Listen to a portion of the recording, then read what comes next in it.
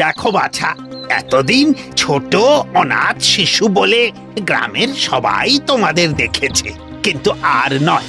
এবার থেকে তোমরা নিজেরা কাজ করে তোমাদের পেট চালানোর ব্যবস্থা করো। কিন্তু কি কাজ করব? কিন্তু আমাদের তো জমি জমা কিছুই নেই মোড়ল মশাই। গায়ে গতরে খাটো, দেখবে অনেক কাজ আছে। এখন এসো এসো। বাড়ি ফিরে দুই ভাই মাথায় হাত দিয়ে বসে পড়ে। এখন তাদের চলবে কি করে? তার উপরে রামু অত্যন্ত কুঁড়ে। তাই শামু বলে ওঠে, দাদা তুমি চিন্তা করো না, মাঠে ঘাটে যেখানে যা কাজ পাবো আমি করব। সে তুই করগে, আমার পক্ষে ওই গায়ে গতরের কাজ হবে না। আমি বরং ব্যবসা করব। ব্যবসা? তার জন্য তো টাকা লাগবে, মানে মূলধন। সেটা কোথায় পাবে? মোড়ল মশাইয়ের কাছে যাব ধার চাইতে। দেবেন মোড়ল মশাই? কেন দেবেন না? কিন্তু রামুর প্রস্তাব শুনে মোড়ল মশাই একেবারে তেলে বেগুনে জ্বলে উঠলেন। তাগড়া জোয়ান গতর খাটিয়ে রোজগার করবে, তা না ব্যবসার জন্য অর্থ চাইতে এসেছ। খবরদার, ভবিষ্যতে যেন এ মুখ আর না দেখি। ব্যাস, রামুর সব আশা শেষ। ওদিকে শামু মুটেগিরি করে রোজগার করে আনে, আর রামু শুয়ে বসে খায়।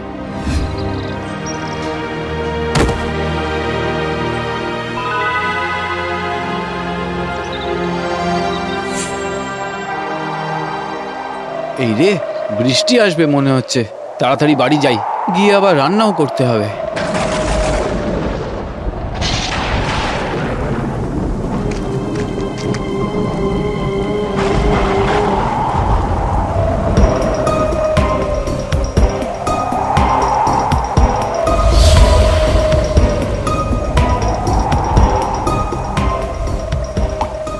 ইস, এভাবে থাকা যায় নাকি? পয়সা কড়ি জমলে আগে ঘরটা সারাতে হবে। দাদা, মোড়ল মশাই টাকা পয়সা কিছু দিলেন? না, বললো গতরে খাটতে।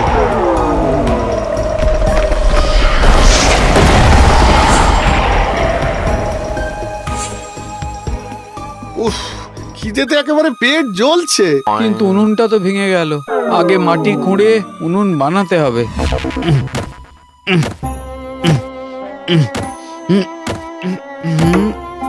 এটা কি? আরে, সোনার হার মনে হচ্ছে। দাদা, দাদা দেখো কি পেয়েছি। এই দেখো দাদা, মনে হয় মা কোনোদিন হয়তো লুকিয়ে রেখেছিল। বাহ, এটা বিক্রি করে আমরা ব্যবসা করতে পারবো। যাই, বিক্রি করে দেখি কত পয়সা পাওয়া যায়। এরপর সোনার হার বিক্রি করে যা টাকা পায় তাই দিয়ে প্রথমে ভালো করে খায়। তারপর দুজনে মিলে চিন্তা করে কি ব্যবসা করবে তারা। দাদা, কিসের ব্যবসা করবে? সরাইখানা খুলবো। রাস্তার পাশে বাড়ি আমাদের, দেখবি অনেকে খেতে আসবে। তুই রাঁধবি আর আমি হিসেব রাখবো। বেশ, তাই হবে দাদা। বাড়ি সারিয়ে দুই ভাই মিলে সেখানে সরাইখানা গড়ে তোলে। যাত্রীদের পথ দেখিয়ে নিয়ে আসে রামু। ওই হিসেব নিকেশ রাখে। শামু বাজার থেকে রান্না বান্না, বাসন মাজা সব কাজ করে।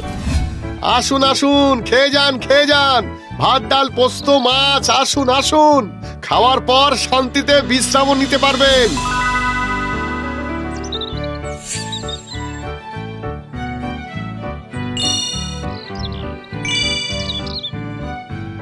এইভাবে চলতে চলতে একদিন সরাইখানায় আসে ভিন গাঁয়ের গোয়ালারা।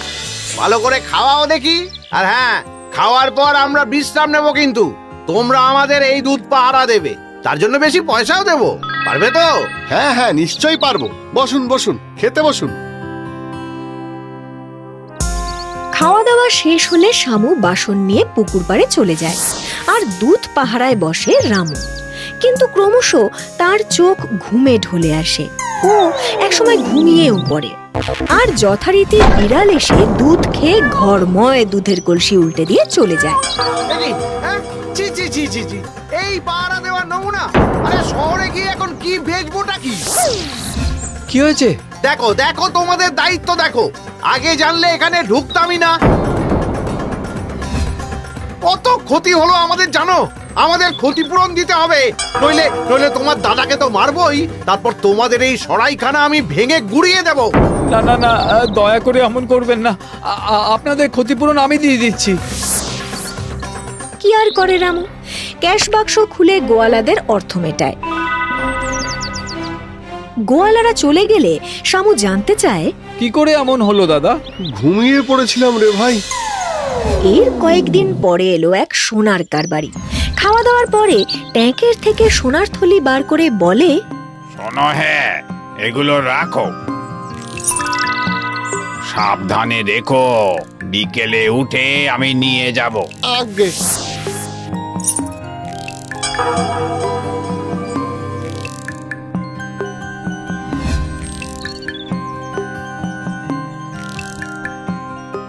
দাদা, আমি কাঠ আনতে গেলাম।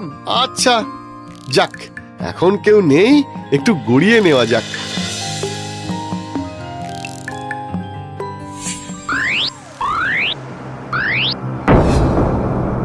ব্যাস বিকেল হতেই সে কি হই হই রই রই কাণ্ড, খোঁজ খোঁজ, কিন্তু কোথাও যখন সোনার থলি খুঁজে পাওয়া গেল না, তখন তো সোনার কারবারি রেগে লাল।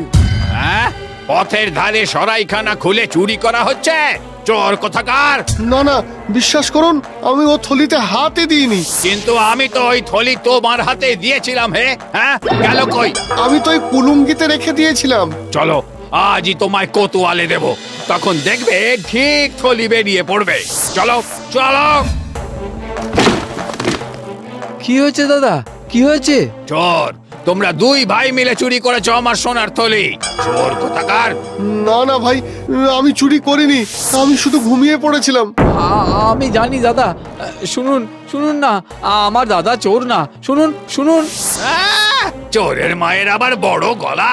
শোনো, হয় আমার ক্ষতিপূরণ দাও, নইলে তোমাদের দুজনকেই আমি কোতোয়ালিতে দেবো। হ্যাঁ, অগত্যা কি আর করে শামু, যা জমানো অর্থ ছিল সব শ্যাকরার হাতে তুলে দেয়। তারপর কষ্টে সৃষ্টে চলতে থাকে সরাইখানা। দিনের পর দিন এভাবেই কেটে যায়। একদিন শামু যখন বাজারে, তখন আসে কিছু সন্ডা মার্কা লোক। এসেই তারা বলে, খুব খিদে লেগেছে, খেতে দাও। না মানে, এখন তো খাবার নেই। নেই মানে কি, আবার চাপাও। এই তোরা বস এখানে, এখানে খাওয়া দাওয়া করে বেরোবো। শোনো, ভাত ডাল আলু সিদ্ধ আর ঝাল ঝাল করে মাছের ঝোল রাঁধো। ঝোল ডাল না মানে, আমি তো এই বস্তাটা আনতো। আজ খাবার যদি না পাই, তাহলে এই বস্তায় হাত মুখ বেঁধে সোজা নদীর জলে ফেলে দেব। কি সর্বনাশ! ভাইরে, কেন যে তোর কাছে রান্নাটা শিখে নিলাম না। হায় হায় হায়! ভয়ে ভয়ে রামু উনুনে কয়লা দেয়। ধোঁয়ার চোটে চোখের জলে নাকের জলে হয়ে ওঠে। উনুন ধরে গেলে ভাত বসায়। উফ, কি পরিশ্রম! ভাই, আগে বুঝিনি যে তুই এত পরিশ্রম করিস। কি ঝক মারি! আজ যদি প্রাণে বেঁচে যাই, তবে তোর কাঁধে কাঁধ মিলিয়ে কাজ করব। ডাল ডাল কই? ওদিকে ডাল খুঁজতে গিয়ে ভাত যায় পুড়ে। এ হে হে হে, পোড়া গন্ধ বেরিয়েছে রে। ভাই রে, তাড়াতাড়ি ফিরে আয় তুই। এই, কি হলো? কত দূর? হুঙ্কার শুনে ভয়ে হাত কেঁপে যায় রামু।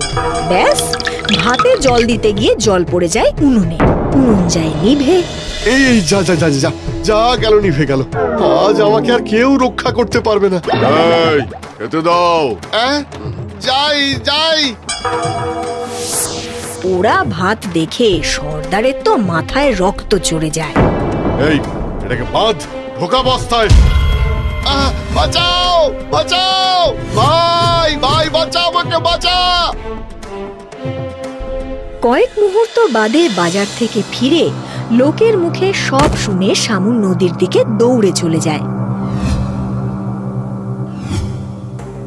ক্ষমা করুন, ক্ষমা করুন, দয়া করে আমার দাদাকে ছেড়ে দিন।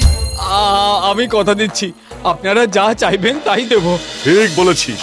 দেখ, খিদে পেলে আমার কিন্তু মাথা ঠিক থাকে না। হ্যাঁ, চলুন আমার সরাইখানায়, 1 ঘন্টার মধ্যে আমি সব করে দেব। বেশ, চল। এই, এটাকে বস্তা শুদ্ধ নিয়ে চল। যেমন কথা তেমন কাজ। শামুর রান্না খেয়ে সর্দাররা তো খুব খুশি হয়। এই নে, এটা তোর পুরস্কার। এতে যা মোহর আছে, তাতে তোদের সারা জীবন চলে যাবে। আর আমার দাদা? এই, ওকে খুলে দে। আজ ভাইয়ের জন্য তুই বেঁচে গেলি। এই চল তোরা। ভাইরে, আমার খুব শিক্ষা হয়েছে। আজ থেকে তুই শুধু রান্না করবি আর আমি সব কাজ করব। আর হ্যাঁ, অবশ্যই তোর কাছে রান্নাটাও শিখে নেব। হ্যাঁ দাদা, আমার ভাই।